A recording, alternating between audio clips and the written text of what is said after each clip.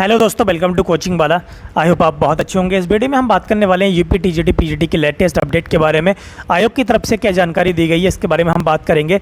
और आपको पता है कि हमारे चैनल के माध्यम से जो भी जानकारी आयोग की तरफ से मिलती है, जो भी जानकारी शिक्षक भर्ती के बारे में हमें मिलती है, वो हम आपको अपने चैनल के माध्यम से बता देते हैं।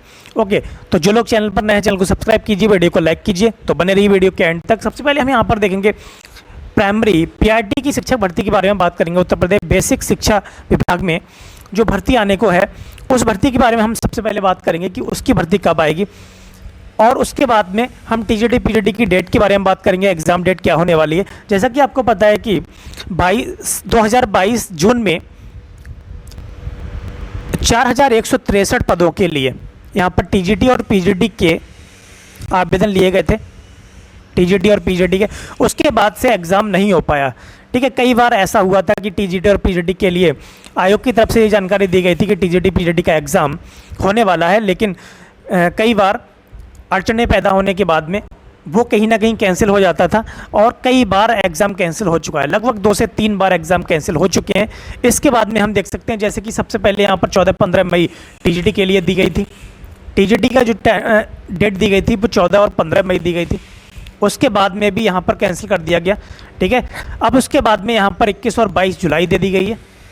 21 और 22 जुलाई के बाद अब यहाँ पर बताया जा रहा है कि टीजीटी का जो एग्ज़ाम है वो लगभग पीजीटी के एग्ज़ाम के बाद ही होगा। ठीक है, पीजीटी का एग्ज़ाम जब तक नहीं होता है, उसके बाद उससे पहले टीजीटी का एग्ज़ाम नहीं होने वाला है। टीजीटी का एग्ज़ाम पीजीटी के बाद ही होगा। अब पीजीटी की जो डेट दी गई है, पहले जो थी 18 और 19 जून थी, 18 और 19 जून। अब इसके बाद अब यहाँ पर डेट तो नहीं दी गई है कंफर्म, लेकिन ये बताया गया कि ये एग्ज़ाम अब अगस्त में होगा। ओके, कब होगा? ये अगस्त में होगा, लेकिन अभी कंफर्म डेट नहीं है। लेकिन लगभग आप मानकर चलें कि अगस्त के लास्ट वीक में, तो लास्ट वीक में होगा। तो जब लास्ट वीक में होगा तो आप मानकर चलें कि 23-24 और यहाँ पर ये 30-31 ये डेट यहाँ पर हो सकती है। इन्हीं डेट में से कोई ना कोई डेट आपको दी जाएगी। ठीक है, अगर अगस्त के लास्ट वीक में होता है तभी ये डेट दी जाएंगी आपको, और हो सकता है कि अगस्त के बाद में हो। ठीक है, अभी कोई कंफर्म डेट नहीं है। ठीक है, नहीं, जैसे कि यहाँ पर जो छात्र प्रदर्शन कर रहे हैं चयन आयोग के सामने, शिक्षक सेवा चयन आयोग के सामने, तो वो वहाँ पर अध्यक्ष ने उनसे समय मांगा है कि हमें कुछ समय चाहिए एग्ज़ाम कंडक्ट कराने के लिए। तो जब समय मांगा गया है तो इसका मतलब ये है कि एग्ज़ाम हो सकता है आगे और टल जाए। ठीक है, नहीं, तो टीजीटी का एग्ज़ाम 21 और 22 जुलाई को तो होना नहीं है। ठीक है, ये आप कंफर्म मानकर चलें। टीजीटी का एग्ज़ाम पीजीटी के एग्ज़ाम के बाद ही होगा। ओके, आगे हम देख लेते हैं। यहाँ पर पेपर में कई सारी चीज़ें दी हुई हैं, जैसे कि विरोध के बीच स्कूलों का विलय। अगर हम प्राइमरी शिक्षक भर्ती की बात करें तो प्राइमरी में शिक्षक भर्ती के चांस अब बहुत कम है, क्योंकि यहाँ पर हम देख रहे हैं कि विरोध के बीच स्कूलों का जो विलय हो रहा है।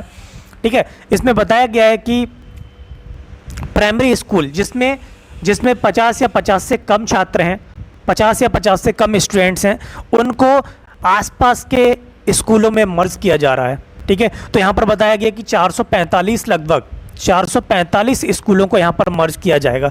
445 प्राथमिक विद्यालयों को मर्ज किया जाना है।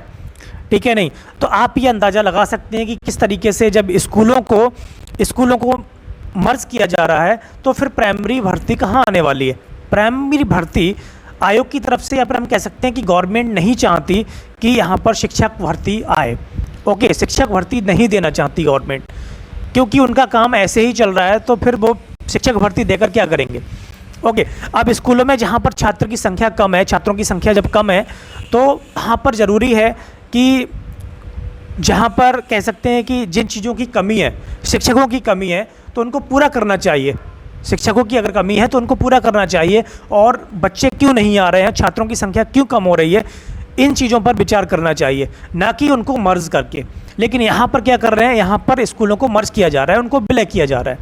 ठीक है, नहीं, तो इसकी वजह से क्या होगा कि शिक्षकों की जो भर्ती होगी वो आपके आने के चांस नहीं रहेंगे। ठीक है, आप मानकर चलें कि शिक्षकों की भर्ती अब आने के चांस नहीं है।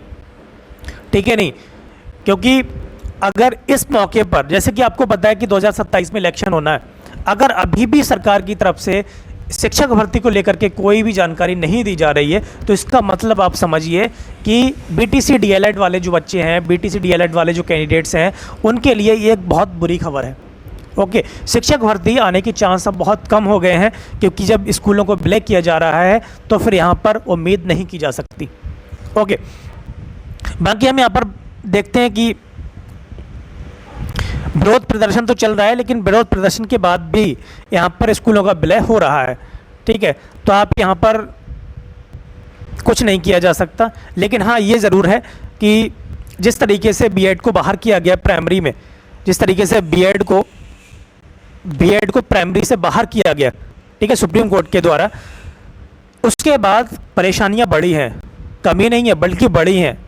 ठीक है, बीटीसी डीएलएड वाले सोच रहे थे कि बीएड को बाहर कर दिया गया तो उनको जो शिक्षक भर्ती आएगी उनको ज़्यादा मौका मिलेगा, लेकिन यहाँ पर सब उल्टा होता हुआ दिखाई दे रहा है। ठीक है, बीएड को बाहर करने के बाद परेशानियाँ और बढ़ी हैं। यहाँ पर अगर हम एकजुट नहीं हुए तो आप ऐसे मानकर चलें कि शिक्षक भर्ती आने वाले टाइम में बिल्कुल ही ख़त्म कर दी जाएगी।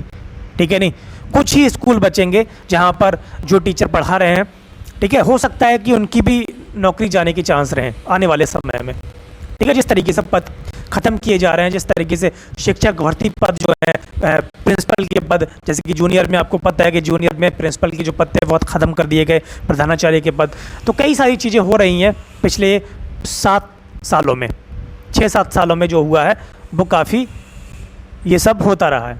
ओके, तो इस तरीके की वीडियोज़ के लिए आप चैनल को सब्सक्राइब करें, वीडियो को लाइक करें, और बाकी जो भी अपडेट होगी आपको हम देते रहेंगे।